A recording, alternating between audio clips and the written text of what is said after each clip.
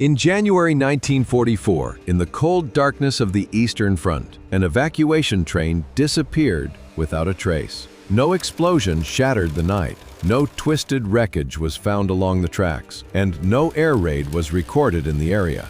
Train number 612 left its station carrying hundreds of people, women, children, and wounded soldiers, and then vanished somewhere between two small stations, as if the train had slipped out of reality itself.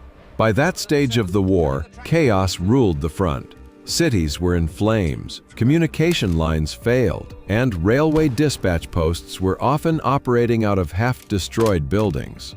Evacuation trains were sent out hurriedly, sometimes without full passenger lists or fixed routes. But Train 612 was different. It was prepared in advance, the documents were complete, and passengers were assigned to specific cars. At 23:40 it departed, passing Novolesnaya station and heading toward Rudnaya, just 11 kilometers away. It never arrived. A crossing guard reported seeing it shortly after midnight, the locomotive puffing steadily, the cars swaying in the cold wind. Nothing unusual. Then came complete and sudden silence.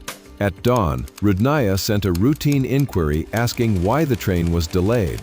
Novolesnaya immediately replied, "We dispatched it," yet the line between them was empty. There was no broken track, no fallen trees, no crater, no sign of sabotage. The train had simply disappeared somewhere along those 11 kilometers of rail.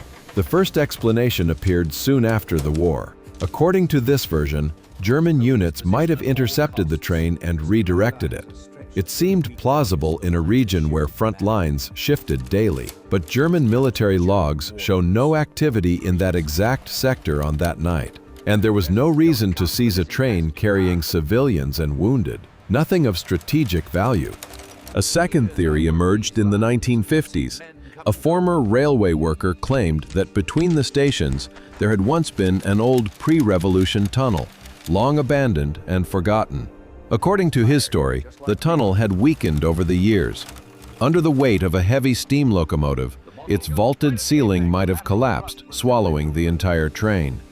It was a frightening image, carriages plunging into darkness, buried instantly under tons of earth. Yet official maps show no tunnel on that stretch, and expeditions sent to investigate found no entrances or collapsed portals. Only decades later did satellite images reveal an oddly shaped depression in the forest, a sinkhole-like formation that raised new questions. The third version remains the most convincing. Old pre-war maps show a small branch line that split off the main track. It had been closed in the 1930s because the ground there was unstable. Rails sagged, the embankment shifted, and passing cars sometimes tilted toward the marshland. The switch to that unused branch had been buried and officially removed from service. In theory, no train could have been sent that way, but wartime conditions brought shortages of experienced workers, constant stress, and hurried repairs. It is possible the switch had been mistakenly left in the open position. Beyond that switch lay a swampy plateau. A thin layer of winter ice and frozen soil covered deep, water-soaked peat. A fully loaded steam locomotive crossing at night might never have realized the danger until it was too late.